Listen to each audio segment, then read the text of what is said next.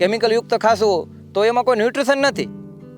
એમાં પાવર આપીને બધું બનાવવામાં આવે છે, તેથી ન્યુટ્રિશનની એમાં બહુ અનબેલેન્સ છે. રાસાયણિક ખેતી છે ને અતિ ખર્ચાળ આ સમયમાં થઈ ગઈ છે. એની સામે ગાય આધારિત ખેતી છે ને એ ઝીરો બજેટ કહી શકાય. કે કોઈ વસ્તુ મતલબમાં પાક લીધો એનો અવશેષ હોય કે ખડ હોય, બહાર નહીં કાઢવાનું કોઈ.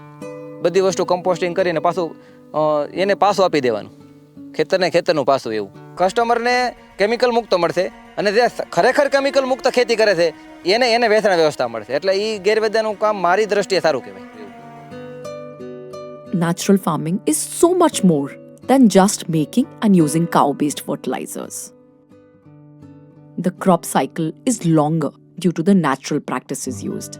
And sadly, the patience of these farmers is tested when their 100% natural products get the same marketplace as their chemical counterparts in APMCs.